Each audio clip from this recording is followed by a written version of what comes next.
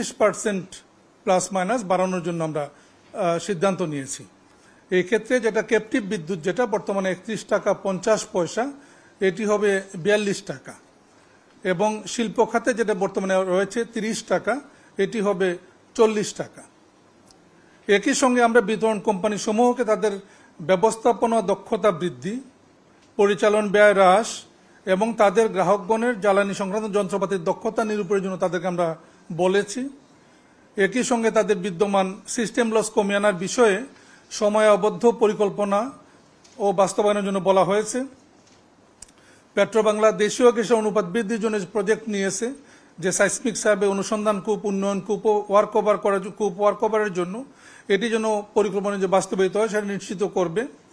এছাড়া পেট্রোবাংলা স্পট মার্কেটের পরিমাণ কমিয়ে দীর্ঘমেয়াদী চুক্তির মাধ্যমে যাতে বেশি এলএনজি না আনা যায় সেই বিষয়ে মনোযোগী হবে। আমরা যেটা বলেছি, আমরা এটা এর আগে উল্লেখ করেছিলাম অন্য একটা সময়ে, যে আমরা পাওয়ার ডিভিশনকে একটা চিঠিতে বলেছিলাম যে তাদের প্রকল্প যেন আমাদের কাছ থেকে পূর্ব অনুমোদন করিয়ে নেয়। আমরা এবার এই অনুমোদনের ক্ষেত্রে আমরা 6টি বিতরণ কোম্পানিকে বলেছি তারা নতুন যে কোনো স্কিম যখন গ্রহণ করবে তারা যেন বিএআরসির পূর্ব অনুমোদন নিয়ে নেয়, তাতে তাদের ইনভেস্টমেন্ট আমরা বুঝতে পারবো। এখানে যদিও বলা নেই, ইতিমধ্যে আমরা সিদ্ধান্ত নিয়েছি যে আমরা সমস্ত বিতরণ কোম্পানি, শুধু না, সমস্ত কোম্পানি যারা পেট্রোবাংলা এবং পিডিবির অধীনে যারা লাইসেন্সি আমাদের, তাদের আর্থিক যে প্রতিবেদন আছে সেগুলি আমরা পর্যালোচনা করব। সেই দক্ষতা ও জনবল আমাদের ঘাটতি রয়েছে, আমরা এজন্য হয়তো তৃতীয় পক্ষের কাউকে আমরা হায়ার করব,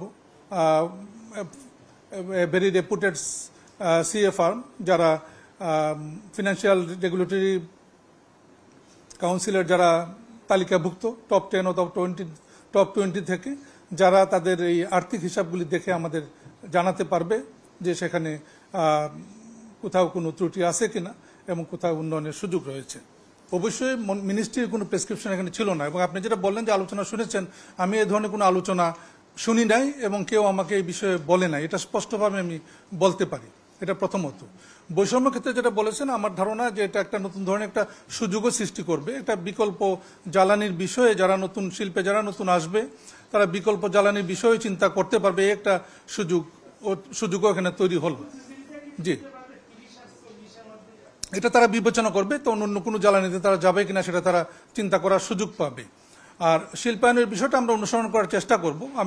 আমাদের আদেশে নাই এটা, but I have taken note of it. আমার একটা I have taken as a point যে আমরা ওই বিগত 12 মাসে কি ধরনের নতুন কানেকশন তারা দিয়েছে তিতাস, এবং আগামী 12 মাসে কি ধরনের কানেকশন দিবে, এই জিনিসটা আমরা অনুসরণ করার চেষ্টা করব। এতে বোঝা যাবে, একটা ট্রেন্ড বোঝা যাবে। গ্যাপটা এমনিতে থেকে যাবে, যেটা এখানে প্রশ্ন ছিল, এটা আসলে গ্যাপটা আসলে থেকে যাবে, যেটার জন্য আমরা বলছি তারা যদি সিস্টেম লস কমাতে পারে, নিঃসন্দেহে। এখানে যেটা ওই টাকার প্রশ্নটা আসছিল যে যদি 75 টাকা হতো তাহলে 3240 কোটি টাকার একটা আয় তারা চিন্তা করেছিলেন।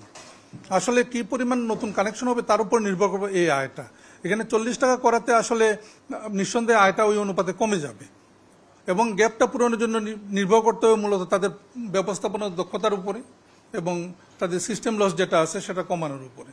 না, সাবসিডি তো পেয়েই আসতেছে পেট্রোবাংলা, এই সাবসিডির পরিমাণ হয়তো একটু কমবে, যেটুকু তারা চাইছিল 75 টাকা করলে পরে সেটুকু সেই পরিমাণ কমবে না। শিওর লাগবে না, এটা এখনো হিসাব নেই। এমনিতে পেট্রোবাংলা তো 20,000 কোটি টাকার মতো তাদের সাবসিডি লাগে প্রতি বছর, যেটা বিদ্যুৎ সেক্টরে 40,000 কোটি টাকার মতো। সো না, তার চেয়ে একটু কমবে যদি নতুন গ্যাস কানেকশন দিয়ে কিছু টাকা পায় তারা, এবং যারা প্রতিশ্রুত গ্যাস এবং যারা বাড়তি লোড যদি কেউ ব্যবহার করে সেখান থেকে।